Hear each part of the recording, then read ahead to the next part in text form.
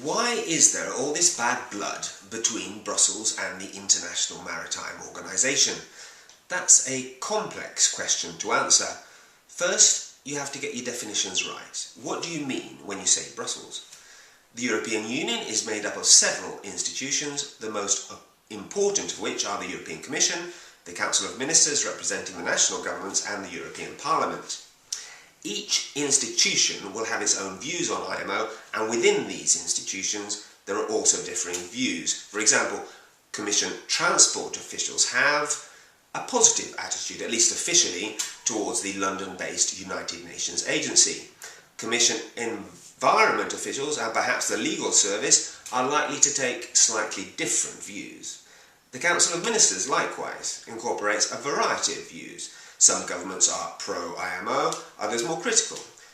The European Parliament also has traditionally been the most critical of the European Union institutions, but even here, opinions can vary according to who has been elected and even the Euro MP chairing a specific committee.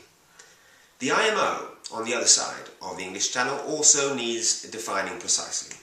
On the one hand, there is the Secretariat, which seldom criticises the European institutions, in public at least, and on the other hand, there are the IMO member states.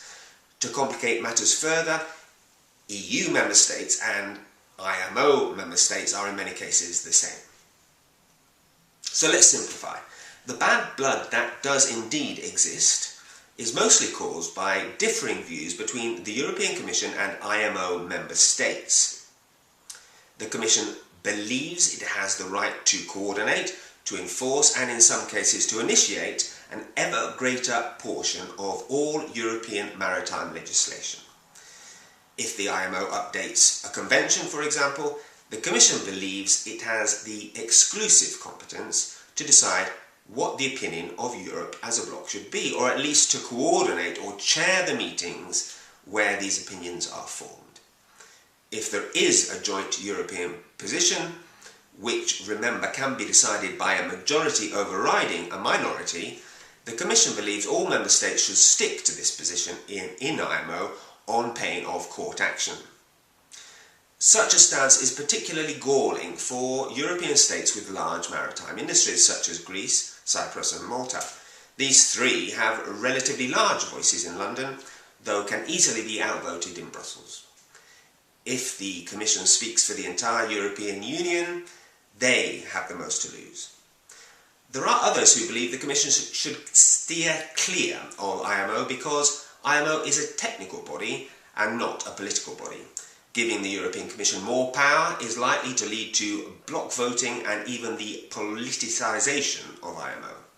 This is a topical subject because a landmark court ruling handed down by the European Court of Justice in October last year reinforced the right of EU institutions to tighten decision-making among European governments prior to meetings of all international organisations, not just the IMO. The Commission is now in the process of capitalising on this ruling by reducing the leeway governments have traditionally enjoyed in fora such as the Paris Memorandum of Understanding on Port State Control. Such is the sensitivity over the Commission's intent that, while only an observer officially at IMO, it hardly ever takes the floor. On one occasion, an IMO official threatened to frog march an EU expert off the premises if he gave a speech criticising a convention on ship safety. The European Commission, like all bureaucracies, exists to secure more power for itself. More power is its raison d'être.